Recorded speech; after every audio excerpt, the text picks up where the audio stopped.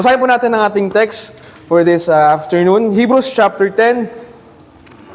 Hebrews chapter 10. And share ko lang to tapos i-conclude po ni Pastor Jolly. Hebrews chapter 10. We have three things that we will look in this passage.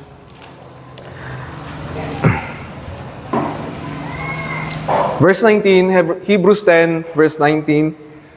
Okay, up to verse 31. Okay? So ito yung series natin natapos last time. Natapos natin yung unang mga verses. Dito tayo sa verse 19. Having therefore, brethren, boldness to enter into the holiest by the blood of Jesus, by a new and living way, which He had consecrated for us, through the veil, that is to say, His flesh, and having an high priest over the house of God, verse 22, let us draw near, with a true heart, in full assurance of faith, having our hearts sprinkled for an evil conscience, and our bodies washed with pure water. Let us hold fast the profession of our faith without wavering, for He is faithful that promise. Let us consider one another to provoke unto love and to good works, not forsaking the assembling of ourselves together as the manner of some is, but exhorting one another, and so much the more as you see the day approaching. For if we sin willfully, di tayo mag-focus. For if we sin willfully, after that we have received the knowledge of the truth, there remaineth no more sacrifice for sin, but a certain fearful looking for of judgment and fiery indignation, which shall devour the adversaries. Yet he that despised Moses' law died without mercy under 2 or 3 witnesses. Of how much sorer punishment suppose ye? Shall he be thought worthy, who hath trodden under foot the Son of God, and hath counted the blood of covenant wherewith he was sanctified an holy thing? For we know him that hath said, vengeance belongeth to me, I will recompense, saith the Lord. Again, the Lord shall judge his people. It is a fearful thing to fall into the hands of the living God. Ito yung ating next na series na pinag-uusapan. Dito na tayo sa Hold Fast the Faith. Ito na, last natin pinag-uusapan is all about yung presenting yourselves as a living sacrifice. Na the blood of bulls and goats no longer take away the sins of the people. And sabi ni Jesus, I am come to do thy will, O God. Yan ang ating hinamon sa inyo bago matapos ang ating taon. Okay? Bago matapos ang taon, you will make a decision to present yourself as a living sacrifice to God. Because that is only your reasonable service to Him. It is only your reasonable service to God. Present yourself as a living sacrifice. Okay. So dito tayo, tatlong bagay po ang gusto kong pag-usapan natin dito. Unang-una sa lahat, sa mga tao na hindi pa kasi sabi sa verse 19, tingnan po ulit natin, having therefore, brethren, boldness to enter into the holiest by the blood of Jesus. Let me ask you one question, mga bisita. Christians, pwede ka bang makapasok sa trono ng Panginoon, sa templo ng Diyos? Pinag-usapan natin last time, hindi makapasok ang sinamang tao sa templo ng Diyos. Only the high priest and the priest. Once a year, ang high priest pupunta sa holiest of holy. And every day, ang priest napunta sa yung first na veil. Unang kwarto, inner chamber, andun yung Ark of the Covenant. Daily, andito ang priest, andito yung showbread, andito yung candlesticks. Sa loob ng pangalawang veil, andun ang Ark of the Covenant. Na walang sinamang pwedeng makapasok doon. Pinag-usapan natin, walang ibang masasaya pa. Wala ka ng ibang hahangarin pa. Wala ka namang ibang mimithiin, kundi ang presensya ng Diyos. If so be that you have tasted that the Lord is good. Marami mga Kristyano walang pakialam sa presensya ng Diyos. Pero in the Bible, if you look closely, hindi na laban sila David sa gera pag walang presensya ng Diyos sa kanila. They seek counsel, they seek the prophets. Pupunta ba kami sa gera, lalaban ba kami? If thy presence go not with us, sabi ni Moses, wag na lang. Huwag na kaming hayaan makapagpatuloy pa sa land of Canaan. Presensya ng Diyos ang pinakamalaga sa isang Kristyano. Pero, because of our sin, we are unclean and undone. We are so wicked and vile that we cannot enter into the holiest place of God. God is a holy God. Ang Diyos ay banal na Diyos. Ang Diyos ay banal na Diyos at tayo ay defiled because of sin. For all of sin and come short of the glory of God. Tayo ay hindi makakalapit sa Panginoon and God came down to us because of our wickedness. Yun ang because we are separated from God. Tayo ay nalayo sa Diyos sa ating mga kasalanan. But your sins and your iniquity have separated you from the Lord, from your God. Yan ang dahilan ba't malayo ka sa Diyos. Kasalanan. Inimbita namin yung mga lalaki doon at mga young people doon, nag-ML sila. Ayaw nila sa Panginoon. Why? Because of sin. Because of sin.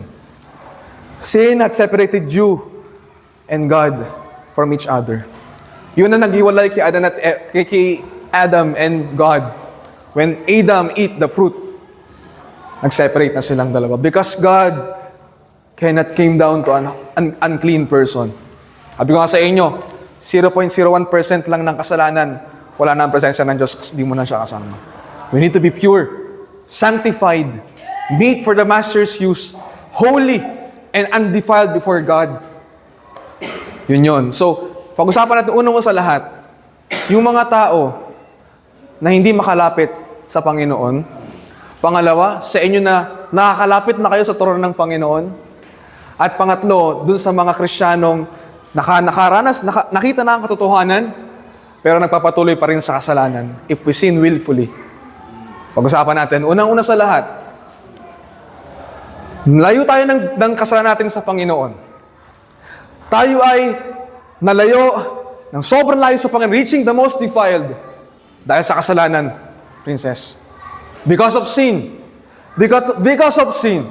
For all have sinned and come short of the glory of God. Ang tao ay nagkasala sa harapan ng Diyos. Therefore, a man cannot come to God. Hindi tayo makalapit sa Diyos because of sin. At yun ang problema natin ngayon. Yan ang problema, but why our family, unbelieving families pa, ayaw pa sa Diyos because of sin. And that sin is a greatest sickness ng mga tao. Noon pa, yan ang kasalanan ng tao. There's only one cure for sin. The blood of Jesus Christ. Isang bagay gusto ko makita nyo dito sa ating unang punto. Sa verse 26, for if we sin willfully, after that we have received the knowledge of truth, there remaineth no more sacrifice. Kung tatitle lang ko itong message na ito from God is, there remaineth no more sacrifice. Bisita, walang ibang pwedeng pangalan na ibinigay sa atin para tayo maligtas, kundi sa pangalan lamang ng Panginoon. Walang iba. There's no other way to come before God only by the Son. I am the way, Jesus said, the truth and the life. No man that cometh unto the Father but by Jesus Christ. There's no other way. Kaya maraming relihiyon because yun ang paraan ng mga tao na makalapit sa Diyos. Pero all religions is all in vain. Walang saysay lahat ng relihiyon. Walang saysay lahat ng ating mabuting mga gawa. Walang mabuting gawa na pwedeng gawin ng tao. Walang work. Listen to me. Tagalin niyo yan. Walang ibang gawa na pwedeng makalapit tayo sa Diyos. There's no good thing that we can do. Wala. There's none that do it good, no, not one. Wala. There's no work. Therefore, tingnan natin, sa Romans chapter 3, isang napaka-importanting bagay po mga young people. And mga kapatid, Romans chapter 3, and we'll move on to the next point.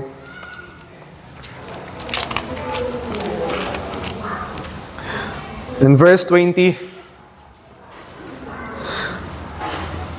Romans 3 verse 20, therefore, by the deeds of the law, there shall no flesh be justified in his sight.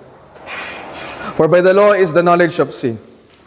Therefore, by the deeds of the law, no flesh shall be justified. Wala sa atin po pwedeng ma-justify by our works. For we are saved by grace. Not of our works, not of ourselves. It is a gift of God. Not of works as anyone should boast. Kung by works ang salvation, marami magyayabang, mabait ako at mabuti ako. May mga Katoliko mas deboto pa sa inyo sa Panginoon. Pupunta pa ng Quiapo para mahimas lang si Nazareno. At willing mastampid, makahimas lang sa rebulto. Marami mas deboto pa sa atin. Kung by works ang gawa, kung by works ang kaligtasan, kung kung by works ang kaligtasan natin, anong works ang nagawa mo para maging acceptable ka sa Panginoon? Kung sasabihin natin totoo, by the works ang salvation, anong work ang nagawa mo para maligtas ka? There's no work. Therefore, by the deeds of the law, shall no flesh be justified. Walang ibang paraan. Walang ibang paraan. Sabi ng Panginoon, kaya ito yung nakita ng Panginoon. The blood of bulls, kaya nga, ang mga nasa Israel noon, they offer atonement for sin. They offer bulls, sheep, goats, peace offerings, doves, turtles, para maging atonement ng kanilang kasalanan. Para maging panakip sa kanilang kasalanan. But hindi sapat nalinisin ang ating mga kasalanan ng mga dugo ng mahayop na iyan. Hindi enough na tayo ay hugasan at linisin. Bakit? Kung sana yung nag-offer ng dugo, kung siya'y tunay na nalinis, sabi ng verse chapter 10, di ba, yung ating unang pinag-aralan, kung nalinis na siya, sana hindi na nag-offering pa next year. Pero hindi, every year ginagawa nila yon because the sin still in their heart. Kaya sabi natin last time, di ba? Kahit anong ministry mo, hindi yan maglinis ng puso mo. You can be still at sin, living in sin while you are in the ministry. You can still enjoy the pleasures of carnality, worldliness, while you are singing the choir. Not by sin, to God be the glory, wonderful grace of Jesus will cleanse you. Wala. Hindi ka kayang linisin na pag-awit ng hymnals. Hindi ka kayang linisin ng ministry. You can still in the ministry, you can stay in the ministry while living in sin. The blood of bulls and goats no longer take away sins. There remaineth no more sacrifice, because the sacrifice of Jesus Christ is enough to cleanse you from all of your sins. The blood of Jesus Christ is enough. Listen to me. Hey, listen to me. Ang dugo ng Panginoon ay sapat na para linisin ka sa iyong kasalanan. The blood of Jesus Christ is enough to change your life only if you receive it by faith. Kahit anong palit natin ng damit, kahit anong suotin nating maganda sa church every Sunday, still sin lieth at the door of your hearts. Unless you come to the blood of Jesus, unless you plunge yourself to the blood of Jesus, unless you cry to God, Lord, cleanse me, a vile sinner, cleanse me, a wretched man. Makasalanan ako, Panginoon, nilisin niyo po ako. I need your cleansing, Lord. The blood of Jesus Christ is enough. There remaineth no more sacrifice. Wala nang iba pa pwedeng ihandog para malinis tayo, kundi ang dugo lamang ng Panginoon, the Lamb of God, which taketh away the sins of the world. The Lamb of God, and Jesus Christ is the Lamb of God, who will take away your sins.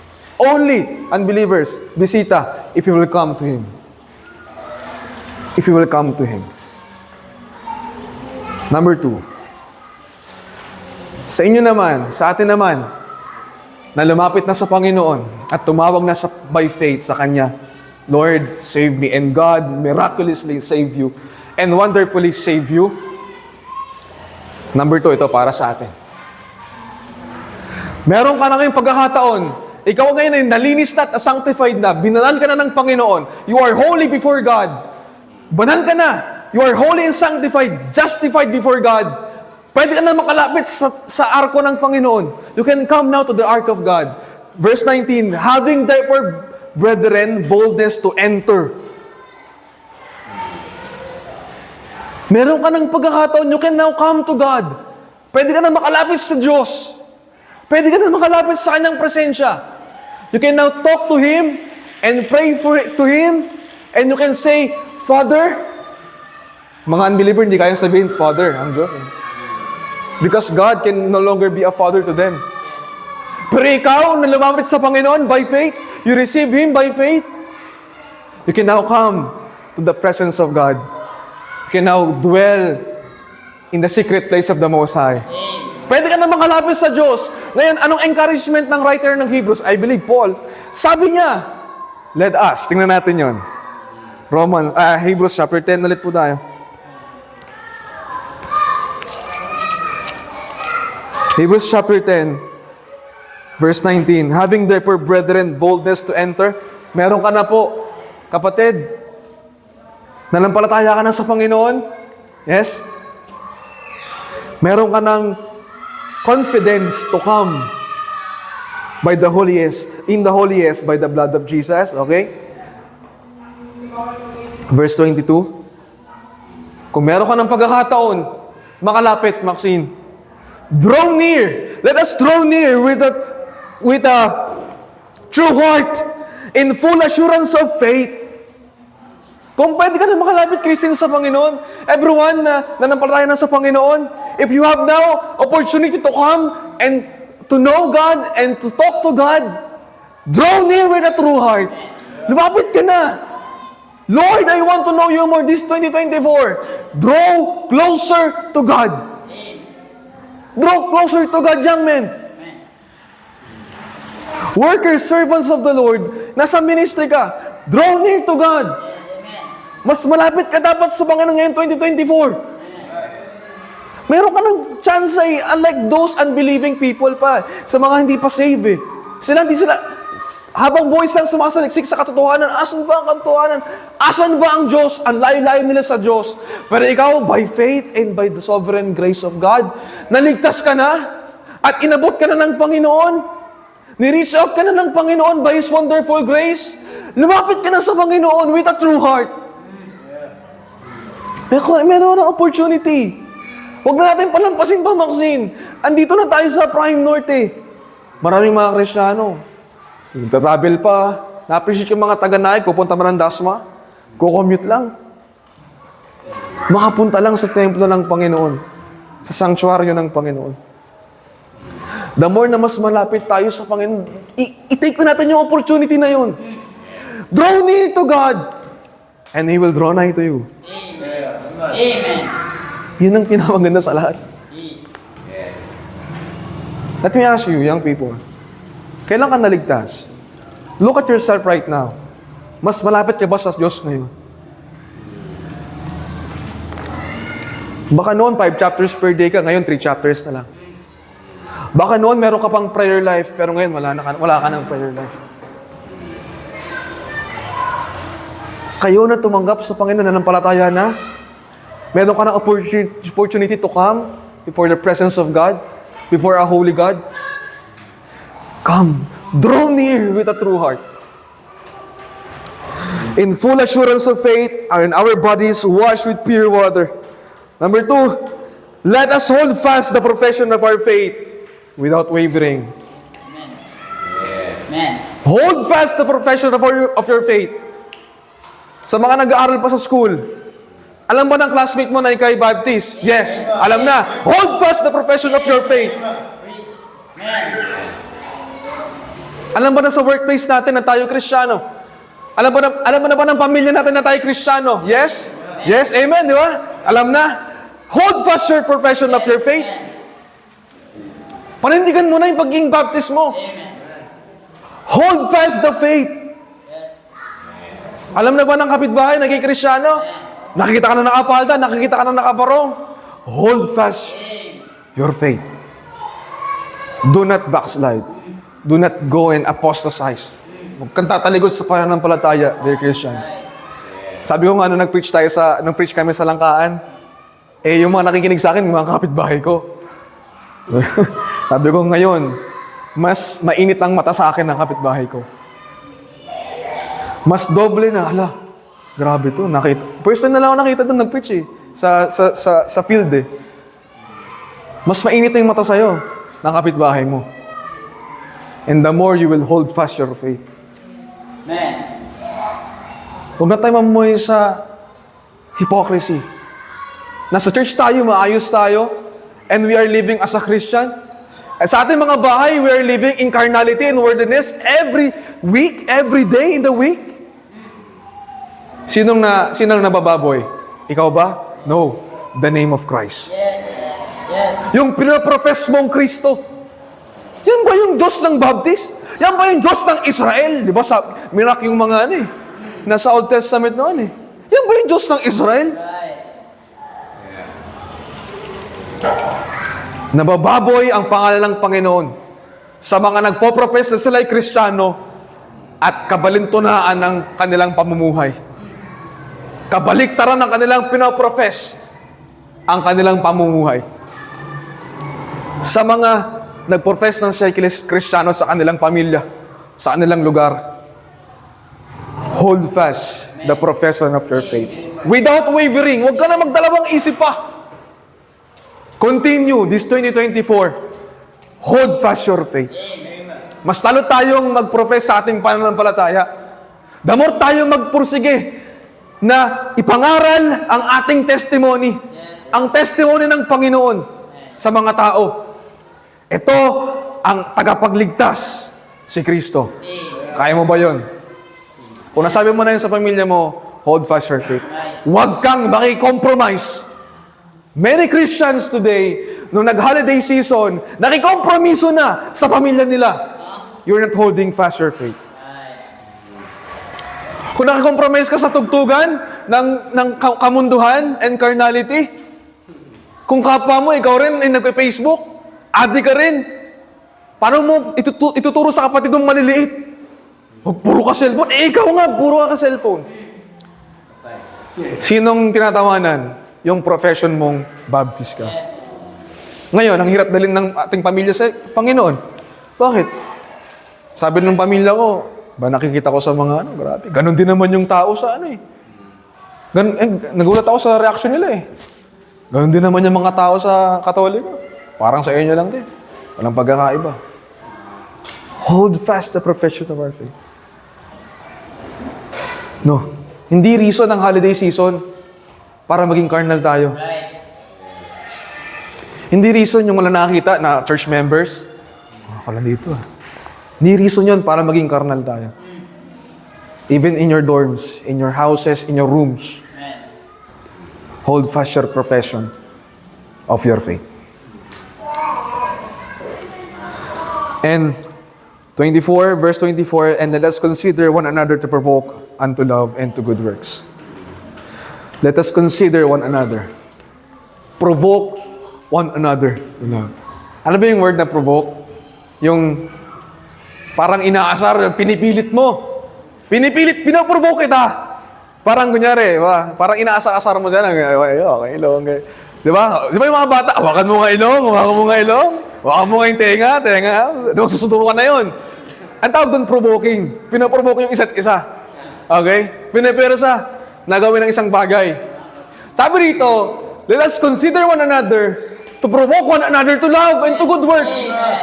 Kung meron akong ipipilit sa'yo, pipilitin kitang mag-join ka sa ministry, mag-join ka na sa choir. Lumapit ka na sa Panginoon, di ba? You have now faith. You will now receive Jesus Christ as your Lord and personal Savior. Ang provocation natin sa bawat isa, love and to good works. Huwag natin ipilitin yung huwag naman kausapin yan. Huwag na ganun. Let us provoke one another to love. Hikayatin mo ang kapatid, sa Tagalog, hikayatin mo sila na mahalin ang bawat isa. Kung merong di ka ibig-ibig sa church, merong mga hindi deserving mahalin, iprovoke mo ang bawat isa, mahalin natin siya, kahit di siya karapat-dapat mahalin. That is provoking unto love. To good works, serving the Lord. Ito mga bago natin mga kasama ngayon, one day, if God peradventure will give them grace na sila tumanggap sa Panginoon, di ba? Sila ngayon makasama natin sa church, di ba? Ganyan ka lang naman din, Jomari, dati. Pag sila ay nagpagpatuloy po, mga kapatid, mga taga-Calvary, provoke natin silang maglingkod sa Panginoon. Provoke natin silang magbahalan sa bawat isa. Agape love, God's love, charity, unconditional love. Yun ang iprovoke natin sa bawat isa. Ngayon, 2024, let us provoke one another more unto love and to good works. Tama na yung awayan. Nabalita ako, mayroon FO sa church. Anong word na FO? Sa Kristiyano, walang friendship over.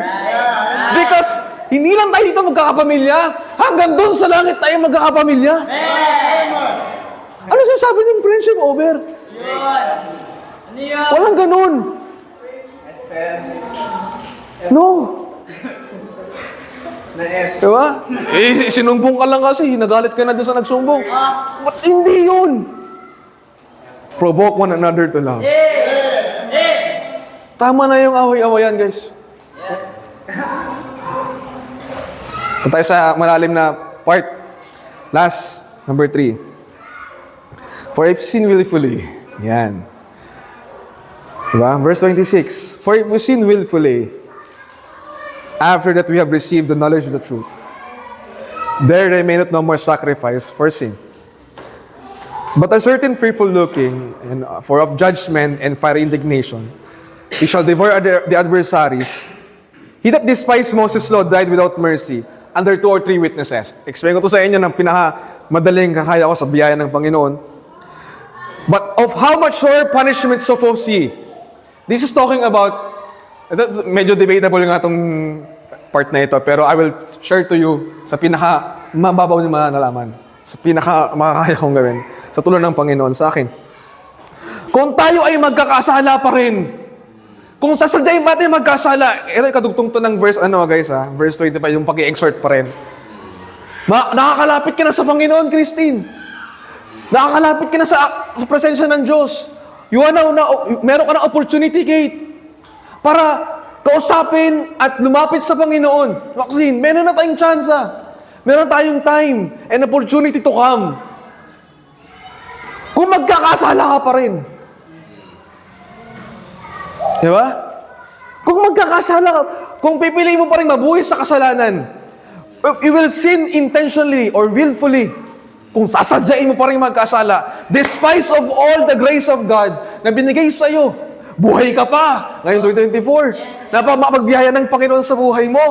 Tapos mabubuhay ka pa rin sa kasalanan. Sa panahon ni Moses, he that despised Moses' law died without mercy under 2 or 3 witnesses. Nung panahon ni Moses, pag napatay nagkasala ka, 2 witness nakita sa'yo, nagkasala ka, patay ka na agad without mercy. Ano sabi? How much surer? Gaanong mas malala ikaw ngayon? Ito isang nakita ko dyan eh. Bakit mas malala tayo ngayon? Ba't di na kailangan ng witness? Ba't di na kailangan ng witness ng 2 or 3 witnesses pa? Para tayo ay, parasahan ng Panginoon. Bakit di na kailangan? Because God is our witness. God sees you all the time. How much sorer punishment suppose ye? Isa-isay natin. Ano yung ginawa ng mga taong ito? Anong ginawa nila? Ito, sa verse 29, of how much sorer punishment suppose ye shall he be thought worthy, who hath trodden underfoot the Son of God, yung tumapak, at pinawalang pinawalang Panginoon. Binaliwala na ang Panginoon. Sa ginagawa nyo, ini-invite kayo every Sunday, pupunta rito ang van, ayoko po. You despise the grace of God. Paabutin ng Panginoon sa buhay mo. And then you will trod the Son of God. Tatabak-tabakan ng Panginoon. Yung mga bumababoy sa salita ng Panginoon. Diba sabi mo nga sa akin, kahit anong preach natin, may tumatawa pa rin sa salita ng Panginoon. Sabi ng mga tao sa paligid ko, umuwi ka na lang, kuya. Wala na yan, umuwi ka na lang. Ano sabi ko sa kanila? Isang araw makikita kayo ng Panginoon. Isang araw haharap ka sa Panginoon. Isang araw. One day, you will face God. Tandaan nyo, how much sorer punishment. Anong sabi ng Jude? The Lord cometh with 10,000 of His saints to execute judgment upon all. Sa lahat ng mga humamak sa Panginoon. Do not despise the Son of God. Huwag niyong baliwalain ito. Yung hindi niyo pakikinig ngayon, ini-stop niyo na ito ngayon, you are trodding, tinatapakan niyo ang Panginoon ngayon sa hindi niyo pakikinig sa salita niya. How much sorer punishment suppose ye? Mas malalang kaparusahan ang naghihintay sa atin. See that, no? Tuloy. And had counted the blood of covenant wherewith he was sanctified, unholy thing. Sinabi nila na ang redemption na ginawa ng Panginoon ay wala yan. Hindi yan banal. Kaloohan lang yung blood na yan. Mapansin nyo, lahat talaga ng ayaw sa tugon ng Panginoon. Talagang sa demonyo yan, guys. Hate the blood of Christ. The blood of Jesus Christ is the one who will cleanse you. Yan ang pinakaayaw. Ang sabi ko sa inyo, last time, ano ang sinisira ng diablo sa atin? The image of God in us. The blood of Jesus Christ will restore the image of God in us na nasira ng kasalanan. Ang goal ng kasalanan, to kill, to steal, and to destroy. The image of God in you. Walang iba. Kaya ka sinisira ng kasalanan. Kasi sinisira, ang gusto ng diablo, sirain ang image of God. Oh. Tapos mabubuhay ka pa sa kadiliman. Para ano? Dadaling ka ng diablo sa kadiliman. Para ano? Hindi mo makita, nasira ka na pala. Kaya sabi ng mga nag-preach, this is the light. Yes. Come to the light. Yung last Friday natin, di ba? Come to the light. Well, there's light. Because time will come, the light will be put away. Enter to the door while the door is open. Last Friday to, di ba? Habang bukas pa ang pinto, lumapit ka na sa Kanya. Lapit ka na sa Panginoon. Habang bukas pa ang pinto, because time will come, the door will be shut. Yes. As the days of Noah, they were eating and drinking, marrying and giving into marriage.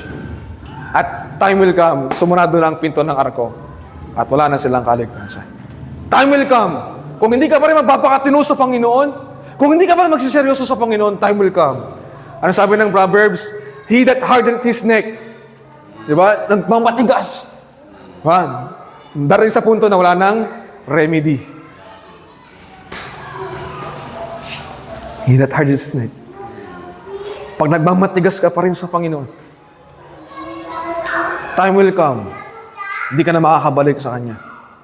If grace, di ba? Pag nawala na ang mercy ng Panginoon, there will come a time na wala ng mercy and grace when you are in hell. When you are in hell. When the door is shut and the light is put away, paano na? Habang meron ka pang chance to come, habang meron ka pang pagkakataon to come, ano ba? Makinig kayo. Meron pang pagkakataon, makabalik sa Diyos. Ba? Lahat ng mga galing sa kamunduhan at nakapanumbalik, sila yung nakaka-appreciate ng biyaya ng Panginoon sa buhay niya. Amen. Grace is enough, Maxine. Kate, grace is enough and is still available. Yes. The blood of Jesus Christ is available and still effective para linisin tayo. Just come to Him. Amen. Come to Him. Kung magkakasala ka pa rin despite of all that grace, sa kabila lang lahat ng yun, at magpapatuloy ka pa rin sa kasalanan, a sorrow punishment, fiery indignation. Tuloy natin. Huwag niyo kakalimutan. Verse 30, we know Him that hath said, sinabi ng Diyos, vengeance is mine, saith the Lord. I will recompense. There is a day of recompense. May araw ng pagbabayad ulit. Payday Sunday, tawagin. Merong payday Sunday. Lahat ng ginawa natin, good or evil, secretly or openly na ginawa natin, tayo ay husgahan ng Panginoon with every word that come in our mouth will be judged.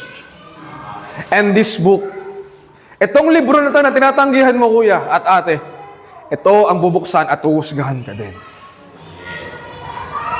You will be judged by this book. Kung tatanggihan mo to, di mo to papansinin, this book will judge you also. Husgahan ka nito. Bubuksan to sa harapan mo. At makikita mo, you are a sinner.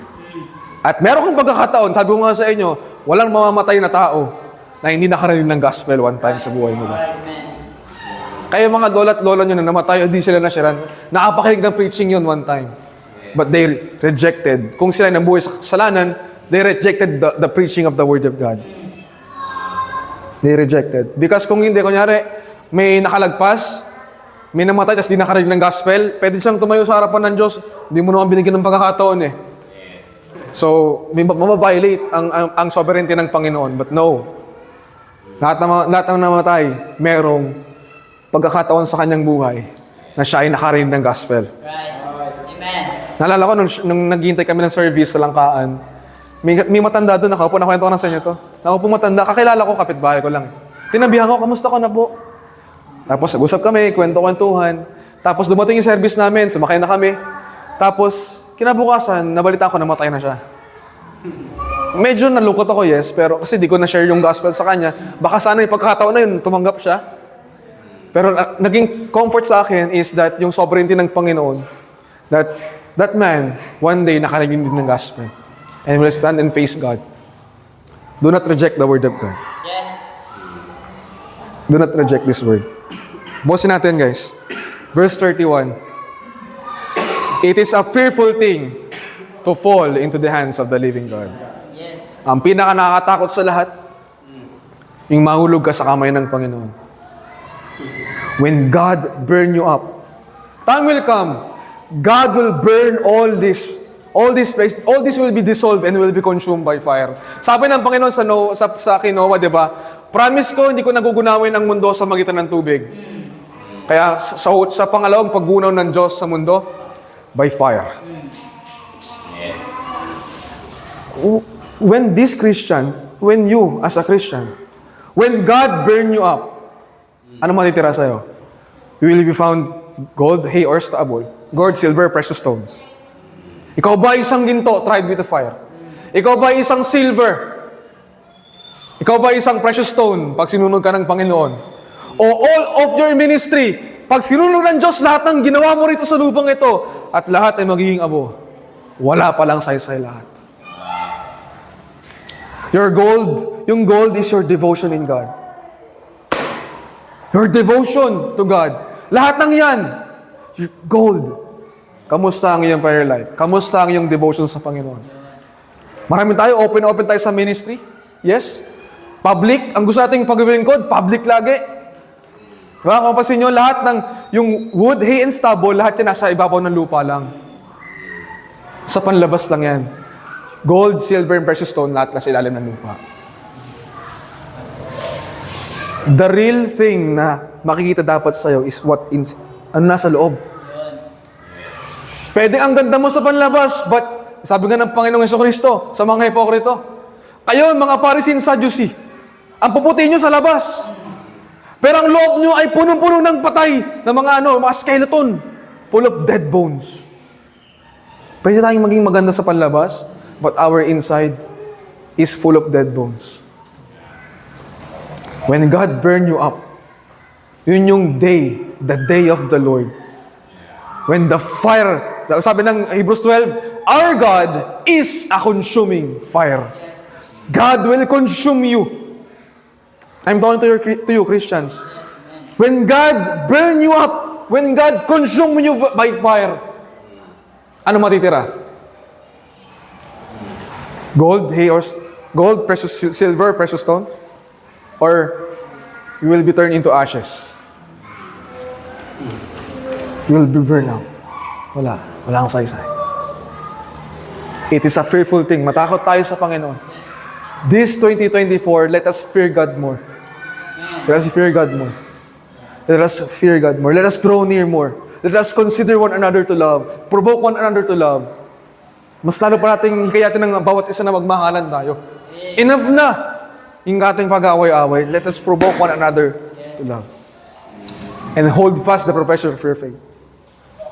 Bisita, come to the Lord. Come. If anyone will enter, if anyone will, whosoever shall call, there must be a decision made. Yes. A decision made. Come.